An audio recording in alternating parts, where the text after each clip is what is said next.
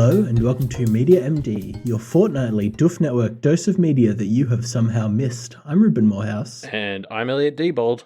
And we are back this fortnight to talk about Battlestar Galactica, which is a very, imposing sounding name for something that actually was not that imposing. We'll get into it, I guess, but the name Battlestar Galactica is so high profile, and I guess the ship was that, but then it's actually just a museum at the start of it. So I found that kind of funny. Anyway. Yeah, I mean, the premise of the start of this series is that it's being decommissioned because it's an old piece of trash. It's very shit. Yeah. How far did you get through it? I watched the miniseries. I didn't get into any of the series. Yeah. Okay. I kind of expected that, but yeah. Okay. Let's talk about the plot of this thing, shall we? So basically, here's the plot. 40 years ago, big bad robots attacked humans, and there was a war. And one of the pivotal ships in this war was called the Battlestar Galactica. It's a Battlestar, which is, just as a side note, but what both the humans and the robots call their big ships, which I found funny. I mean, I don't know, maybe it's normal because obviously the humans presumably made the Cylons at some point, but the fact they just had the same name for their big bad ships was funny to me. Anyway. I think the Cylon ones are called base stars. Maybe I'm wrong. Okay, maybe they are called that, and I just completely thought that they were saying Battlestar. Yeah, I mean it is a very similar name. At least the Cylon ones are kind of star shaped. The Cylon ones do look like stars. The Battlestar Galactica is just a big, long ship. Anyway, yeah. So 40 years ago, robot versus human war. Specifically, it was a robot uprising. They were like a worker class of AI robots. Yep, so fair enough by the Cylons, TBH. Mm-hmm. If you have enough sentience that you can uprise, then you have enough sentience that you should uprise, in my opinion.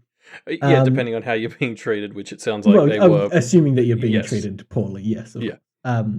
So they just then the war, as I understand it, they didn't win the war, right? The Cylons just kind of ditched. They talk about there being an armistice, but at least in the miniseries, it's intentionally vague how that came about or what it meant. Yeah. It seems like the Cylons just kind of ditched, which fine. Honestly, good idea by the Cylons. Why get involved in a war when you can just be like, you know what, fuck this, we're going to go somewhere else. It's a pretty big galaxy. We're going to fuck off. Exactly. Now, jump ahead 40 years. There's theoretically this armistice, but no one's seen or heard from the Cylons in 40 years, and humans have kind of started to forget about them. And because of that, this Battlestar Galactica, one of these pivotal ships that was so important because it was not technologically enabled in any way, it has become a museum in the 40 years, and it's actually about to be decommissioned. They're finally shutting it down. When? Yeah, it's in the final stages of becoming a museum. They're about to do the opening of it as a museum. Oh, right. Rather than a ship. Yeah, makes sense. Yes. So they're about to, turn it into a museum. They give a big speech about, it's, etc. It's a museum now, etc. When suddenly the Cylons come back and they attack. And turns out they've also been here a little bit because Cylons can also now have robots that look like humans that are they're Terminators, basically. They pass for humans. We don't know if dogs can detect them. I'm assuming that's a plot point that comes up during the TV show. Hugely important, yeah. But yes, they can pass for human and do, as we'll find out later. The Cylons just come back all of a sudden. They start attacking. They basically immediately wipe out, 99% of humanity, if not more. It's a pretty good sneak attack. Oh, yeah. They really do it all out. The only people that survive are the Battlestar Galactica because they're the only people who still have kind of a-technological ships, which means that they are kind of immune to Cylon trickery. So this miniseries is basically the Battlestar Galactica surviving for a bit, trying to gather as many refugees as it can, kind of pussyfooting around whether it should jump back into the war, and then eventually deciding, nah, fuck it, we're just going to jump off into space and escape. And then that's it, and they do. Yeah, and so then, as you would imagine, the lead off to the series is what the hell are they going to do now? Yeah, I actually had that question in my head of okay, that was pretty good. What is the show now? Because if they've just jumped into space I mean, I'm assuming presumably Cylons will have to play a part in the show at some point. They haven't just ditched them forever. But it was interesting to me that the resolution of this was like, yep, we're just going to run away and fuck right off. And then like, okay, cool. Well, I think, doesn't Adama give a speech about he knows the secret location of the 13th long lost colony? Earth, yes, but that is immediately proven to be bullshit. Yes. By the president. And okay, so I guess that's like what happens in this show, but really the setup to the war that happened 40 years ago is in the first 5-minute text scroll, and then the rest of it is just kind of telling stories of the people that are involved in these first few days of the war. In terms of overarching plot, there actually isn't that much, which is fine. I actually thought, and I really enjoyed the fact that we're just kind of seeing these human stories of these people at the start of, and well, at the start and end of, I guess, the reemergence of this war. And I found that really entertaining. I found that really compelling. It is a very compelling drama. Yeah, like I would consider this just a very, very long pilot for the show. Like it doesn't, at least whenever I've watched it, it doesn't really feel like something that I would watch this 3 hours and then be like, well, cool. That is all I needed from that. It feels like I think I've read somewhere that they weren't sure if they were going to get the show, so it's meant to stand on its own. And I can't believe that because I don't necessarily think it does. It kind of ends on a cliffhanger. I think it would stand on its own if it ended like 15 or 20 minutes earlier, right? Like, it ends with like, yes, we're going to go off and we'll survive. And then there's like another handful of scenes that are kind of like setting up the rest of the stuff. But yeah, so to sort of go back to what you said, yeah, it's like, I think everything that this show does, I would describe as sort of the tip of the iceberg of what the show is, and the core of that, and the reason this show was so successful is the characters and what it's doing and the stories it's telling with them. I think that's absolutely the strength. Like, Adama is fascinating, Laura Broslin's fascinating. Do you mean old or young Adama? Old. Or both. Yeah. I mean, you don't like young Adama? Okay, he's fine. He is. He's fine, isn't he? He's good. I actually quite liked all of the characters, and even young Adama, who's probably the most milquetoast and boring character. He works quite well in the setting through his relationship to old Adama and to the super hotshot pilot. I don't remember many of their names. I'll be honest. Kara. Kara, that's it. Yeah, hotshot. Isn't her call sign Starbucks? Yes. Is that Starbuck. Yeah. Is that intentionally like Starbucks? I don't know. I have no idea. I actually got, this is like a weird thing for me because when I was like 10 years old, I went to like a creative writing camp and they told us to use things in our environment to name characters. So I had a wizard in my story called Starbuck because we drove past the Starbucks. Nice. Well, the thing is, I lived in the country. I didn't know Starbucks was like a thing. So the guy running the camp was making fun of me for like the whole week for calling the wizard Starbuck because he couldn't take it seriously. So this is just a pet peeve of mine. But that is harsh. Yeah, but now I'll stand by Starbuck being a normal call sign in this because it can happen to anybody. It's normal to call things Starbuck, okay? It's a normal thing. Yeah. So yeah, Starbuck, that's fun. Speaking of fun little word things, I finally understand like the frack as a nerd thing. Like yep. The word frack. Because I never really I knew it was from some Star Trek or whatever shit, right? But like I never really got it. I mean, I still don't get why people would unironically use it, but I think it was funny because this show took it so seriously, and it's such a shit. Like, it's such a blatant. Really is. It's really, really on the nose, like very silly, which I quite liked. Yeah, like I think that's the thing. This show just acts. It's like we're not saying fuck, we're saying frack, so we can go to town on it, which is just kind of like showing how stupid the whole thing kind of is. Yeah, it's true. I do like that it's meant to, like, it's a serious drama, right? And it very compellingly so.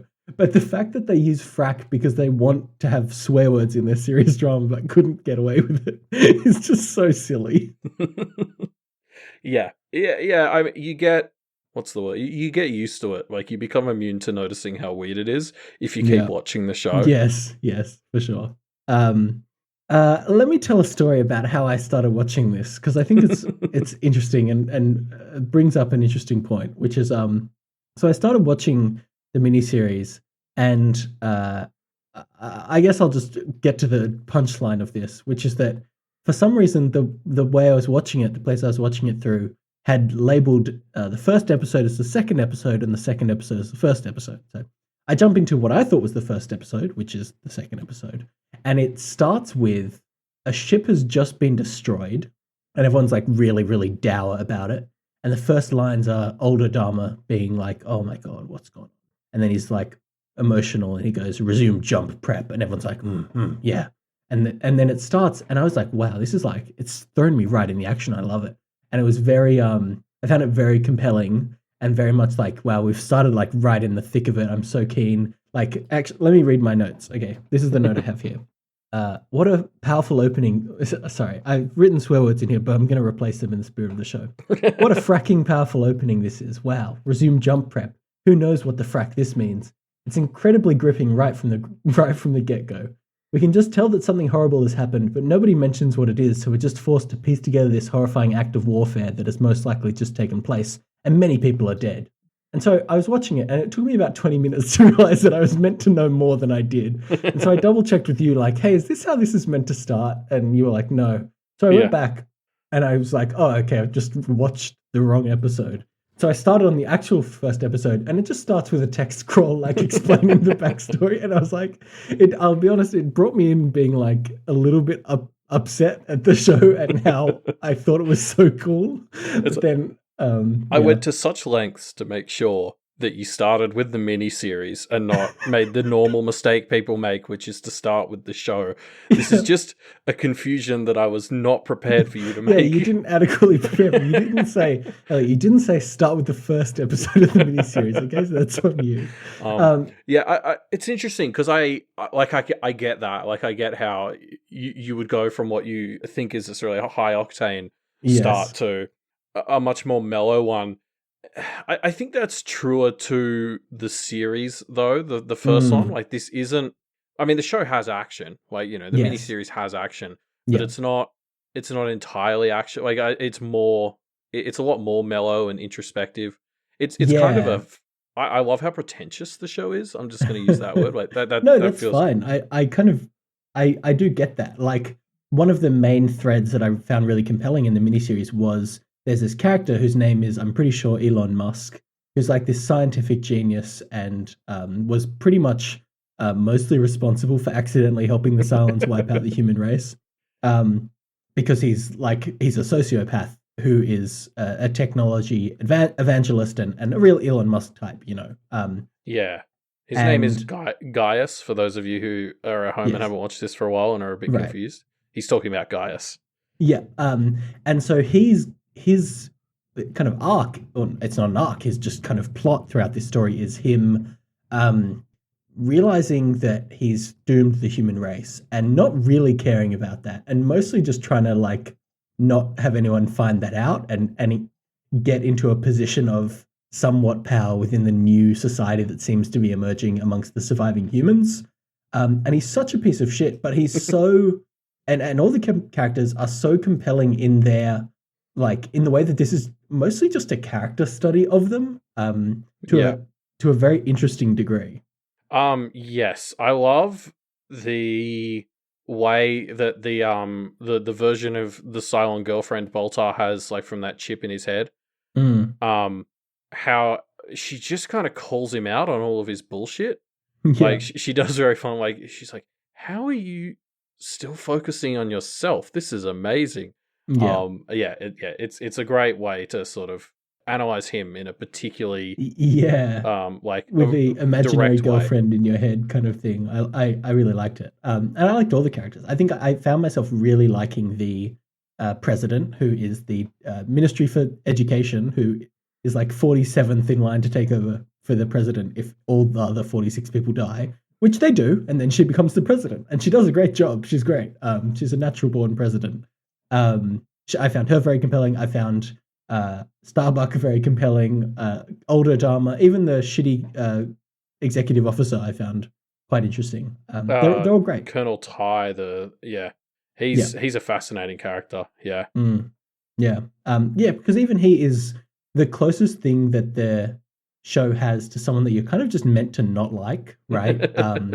But he has moments of like he's clearly battling alcoholism and all these things that even though you know that you don't like him because he is a kind of a piece of shit, he does things like make compelling, difficult, but morally, I think, correct choices and is battling his alcoholism and all these characters, even the ones that are the most, one-dimensional, have additional aspects that make them compelling to watch and to care about.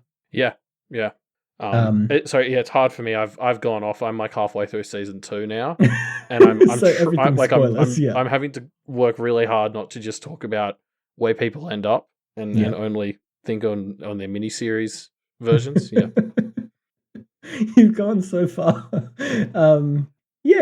So, now, what else should I talk about? Oh, so I want to touch on this. I feel like, I don't know what it is, but both the humans and the Cylons are bad at military strategy. So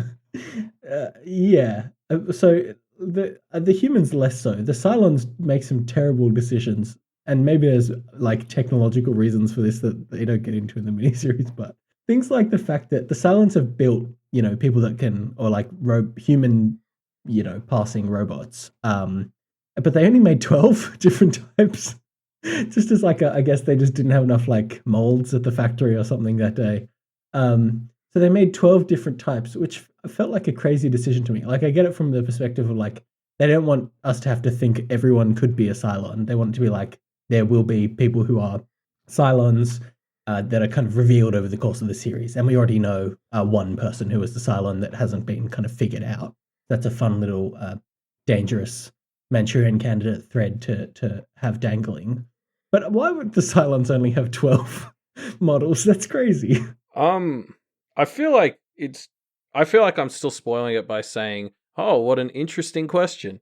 Right. Okay. So there is a reason for that, and it's not just arbitrary, because it does feel like, and maybe they don't just have 12 models. The reason we find this out is because someone leaves a note to older Dharma that says they only have 12 models. We don't know who that is, so maybe it's just like a Cylon fucking with him, being like, he'll let me think there are 12 models, but actually there's 300 or whatever. Yep. But doesn't feel like that's the truth. It feels like just as a weird decision that the Cylons have made. Yeah, I would say the show's not perfect, but the majority of things where you think that, where it's kind of like, it's a bit weird that they like didn't do X, like 99% of those later on in the series, there'll be some twist where you're kind of like, oh, okay, that kind of retroactively makes X make sense. Fair enough.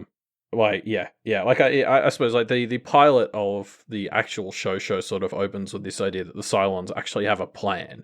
And that maybe it's not so much of a mistake that certain people survived. Oh, interesting. So like that's sort of where the show goes from the start. So there's a lot like there's just straight away a lot of like what is actually happening here. Yeah, I do find this is going to sound insane to say, but I actually find the idea of the Cylons very compelling, because they seem to have this like transcended human vibe to them, right? And we don't get a lot of that. All we really get is there's this moment where, and this was also crazy. Okay, there's this bit where Gaius, the Elon Musk type, has this guy that he basically hates and wants to get rid of. So he convinces everyone that guy's a Cylon, and he's clearly lying, right? Like he's clearly in his head. Yeah. He has talked about how he's lying, and so they maroon this guy and leave him behind. And you're like, oh wow, this is like really dark. And then it turns out that guy just was a Cylon. Like, that was so funny to me. The fact that he just like fluked his way into guessing or lying about, making up the one person that he disliked was actually a Cylon. Yeah, that's the best ending, because that's also the same scene where you find out that Boomer is a Cylon. So it's just such a crazy way to end the miniseries, because it sort of ends like, wait, that guy is a Cylon. That guy was a Cylon. Boomer's a Cylon. Like, I know, it was great. I really like the idea of trying to guess, because I'm assuming I think it's likely that there are going to be more Cylons on the Galactica than just Boomer, right? Because they would be crazy not to have that with the premise that people can be, Manchurian candidates, basically. And so I love the idea of kind of trying to figure out who the Cylons are. As I was watching the miniseries, I had my theory that it was the president's aide who just acts weird and said a few things like, "Oh, you're only human," every so often. And I was kind of like, that's the kind of thing a robot would say, like, right? So far, not confirmed, but we'll see. Yes, you've still got 70 or so episodes that you could watch to find out, who they are. I think it goes for about 75 episodes, the whole show. Yeah. Interesting. I guess I was like, the question of what actually is this story gonna be about is something that I actually found myself not caring about by the end, because like I don't really care about the plot of the humans surviving. I mean, I do from a character perspective, but not from an overarching perspective, right? The thing I care about is the specific characters. So I kind of, it's weird for me to think about a science fiction show and not have it be in terms of like a kind of episode of the week, like, let's go to a new planet and meet some new aliens kind of thing, which is what I think every other science fiction TV show that I've watched kind of is, except maybe The Expanse. But even The Expanse has pretty strong episodic content. I actually am totally vibing with the idea of this just being like a character drama in space. Yeah, well, I mean that's effectively what it is, and that's sort of what most sci-fi TV or space sci-fi TV has tried to become since Battlestar. So like The Expanse kind of pulls it off, but like other shows like Stargate kind of destroyed themselves trying to replicate the formula. I guess I had put Battlestar Galactica into the same box as like Stargate or Star Trek or whatever, where it's like, it's going to be go to a different planet, learn a lesson every week, but that's clearly not what it is. And I found that very enjoyable. Yeah. Like I thought you'd like this, and I hope you watch the show, because like the best spoiler-free description I can sort of get is the miniseries feels like the tip of the iceberg for where it goes in terms of characters, in terms of exploring like the Cylons themselves, and in particular the human Cylons, who have like very interesting moral stuff they start to get into there. It's really fun. Yeah. I'm certain that it's not just going to be, well, because we find out, okay, Boomer, we find out it's Boomer, right? And I think it's almost certainly not just going to be, in episode 13, Boomer suddenly turns evil and starts killing people, and then they kill her, and that's the end, right? Like, I'm sure there's more of a trying to figure out her own identity aspect that's going to come up in this, because that's just the kind of show that this seems like. And I'm excited for all this stuff. Like, I'm excited for. Here's something actually. I saw the opening credits sequence, and Boomer's friend, who's played by the guy who's the detective in Dollhouse, Halo, yeah. Is he not dead? He like totally dies in the first episode, and then he's just back in the opening credits sequence. So maybe he stayed behind on Caprica, right? So he was basically dead. You didn't see him die, I guess. Yeah, it's implied that staying on Caprica is not a good way to stay alive. Yeah, but obviously he manages it to some degree. That's good, because I like that actor whose name is like Tamo Pinkett or something. I think he's a very good actor, so I'm keen to see him come back. All right, Google it. Yeah, I am. Tamo Pennicott. Tamo Pennicott. What a cool guy.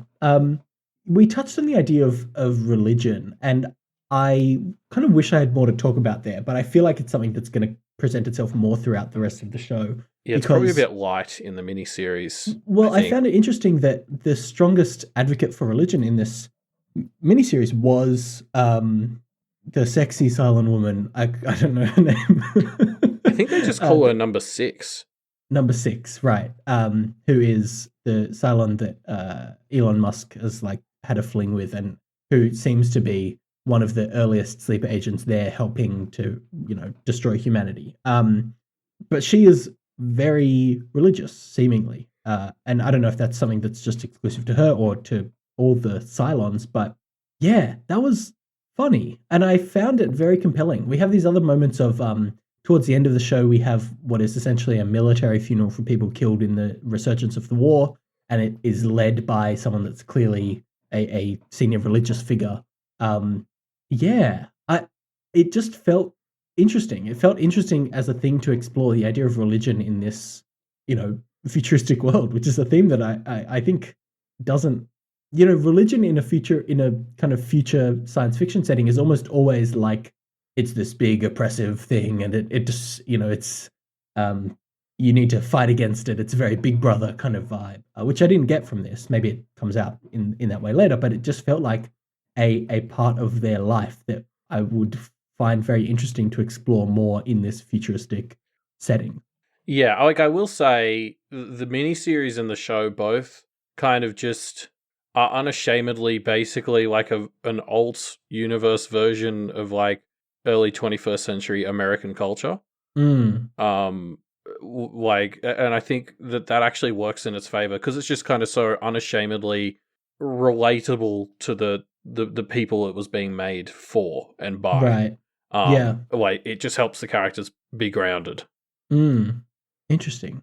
Yeah, I wonder. I mean, I'm not American, so maybe that's why that didn't really come across to me. But I wonder whether having the characters be grounded in that way, as opposed to just being compelling characters, which they clearly are, was necessary.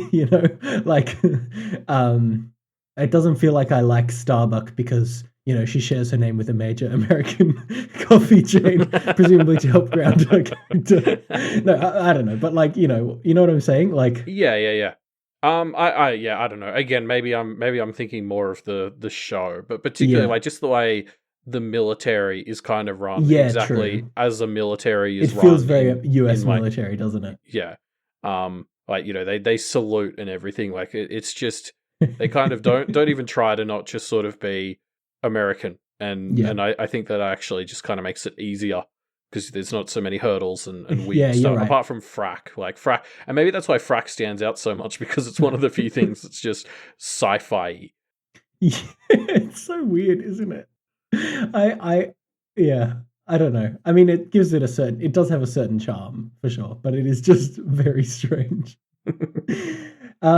Yeah, I feel like I don't have that much to say about this show because you're right. While it is like 3 hours of a miniseries, which is a solid chunk of time, it's just like, yeah, I've watched it and I'm like, yes, I really enjoyed that. It did feel like a long first episode of a TV show, and now I just kind of want to dive in and watch it more. Yeah, I really hope you do because it's so good. I've been obviously getting very into it. Yes. I think I will because I did really enjoy it. How much did I enjoy it, you ask? Yeah, well, let me tell you. I think I'm going to give Battlestar Galactica an 8.5 out of 10. Nice. Okay. I liked it. It was good. Can't wait to watch more of it. Now, what are we doing next fortnight, Elliot? I'm glad you asked, Reuben, because the answer is not another prescription. What? It is that time of year, the second half of July. It is time for our annual checkup. But this is an extra special annual checkup as well. Mm-hmm. And why is that? This will be what we are dubbing the final appointment. Because Reuben and I have made the decision that we are completely fixed and we've seen everything worth seeing now. Yep. So it's time to end the show. Yeah, we've been doing this show for 4 years now. We've seen a lot of really, really good things. We're cured. And we're cured. Yeah, exactly. So that's it. The truth of the matter is we've done this show for a while and we've talked about a lot of really interesting things. And we're excited to do more shows, but we feel that the format of this show it kind of started as the idea for, hey, let's just get together and talk about stuff every week. And it's worked out pretty well for the past 4 years, but we've decided we probably want to mix it up and do some other cool things. Yeah, like we are sort of running out of ideas. And we're we're doing so much more than we were when we really started Media MD. We've obviously got Pale Reflections, the Game Club, some other things. So it's just I don't think we're getting to give Media MD as much time as we wanted either. Yes. I think the format is starting to feel a little restrictive. Yes. So we're going to wrap up the show. You can also, of course, check us out at our other podcasts. And the other show on the Doof Media Network that this show is kind of similar to anyway is called the Doofcast, which is a variety show where other Doof hosts meet every week and talk about a variety of things. And we're going to be taking a more active role in the Doofcast as well to kind of cover the kind of things that we would have been talking about on Media MD, in all honesty. Yeah, and some other and stuff. other things too, of course. Yeah, but the Doofcast is going to kind of be changing a little bit itself to grow and encompass more of the network. And us, ending Media MD is going to be an important part of that as we sort of try to step in and, participate more over there. So take over that. Rather than starting our own Australian show, we're going to subversively take over other shows and make them more Australian. Yes. So if you're sad about Media MD ending, check out the Doofcast. There's a lot of great backlog there, and obviously moving forward, we will be a part of it a bit more than we have been. Yep. But there's still one episode of Media MD left, Elliot. Our what are we calling it? Yes, final the final appointment. The final appointment. That's it. So this will be following our annual checkup formula. We're going to basically go back through every episode we've ever done and quickly talk about, how it's aged, I suppose. Yeah. So if you haven't listened to the show for more than a year, you won't have heard any of our previous annual checkups. We basically go through all of the things that we've talked about in the past, and if there's new episodes or we didn't finish talking about it a lot in the previous, when we last talked about it, we'll go through and talk about if we've watched more of the show, how our thoughts on it have evolved, how we feel about these things going forward. Basically just wrap up the past 4 years of things that we've talked about with a neat little bow. Yeah, exactly. So if you didn't finish a show like Battlestar Galactica, you've probably finished it between then. So obviously 100 episodes or whatever in the next 2 weeks. Reuben will come back with 50 more hours under his belt in the next saying, 2 yes, weeks. It was the president's aide. I knew it all along. We'll be talking about all kinds of things. So in lieu of watching a movie or a TV show in the next fortnight, go back through some of our past episodes, see if there's anything in there that you want to kind of catch up on or check up on. And if you have any thoughts on things you'd like to hear us go back to, feel free to shoot us an email at mediamdpodcast@gmail.com. Now, Elliot, we also are going to have to change our Twitter handle. That's not going to make sense anymore, is it? Are you able to? I don't know how Twitter works. You can change Twitter handles, I think. Okay. Well, we will need to do that in about a month, I'd say. Yeah. But yeah, we're on Twitter at MediaMD Podcast. So if you don't want to shoot us an email, shoot us a tweet. Yeah. Yep. Also, chuck us a review on iTunes. For when people find the show after it's done, I suppose. Yeah. You can hear some of the other shows that we are on at the Doof Media Network, which is a patron-supported network, meaning that you listeners make all this content happen. So if you want to become one of those you listeners that I just discussed, head on to patreon.com/doofmedia and check out all the cool, awesome perks that you can get for supporting us. Yes, one such perk is at the $1 level. You get to have your vote in what we cover in the Game Club, which is another show Reuben and I run where we play a game for a month and then we all meet up and chat about how it was. We just did one over the weekend, which was for FTL, Faster Than Light. Yep. So that was a fun thing, and that's on YouTube if you want to go check out us talking about what it was like to play FTL for a month. Yeah. For the links to all of these things, our Twitter, the Patreon, the YouTube for Doof Media, all that stuff you can find on the Doof Media website, which is doofmedia.com. While you're there, you can also find all the previous clues for the Media MD ARG. You can help us figure out just who is Dr. MD and why is her boomer so okay. Elliot, why don't you tell the listeners this fortnight's clue? Tennis ball. And we'll see you next fortnight. Next fortnight we're actually going to have to reveal the answer to the ARG. Dr. MD, I know, God.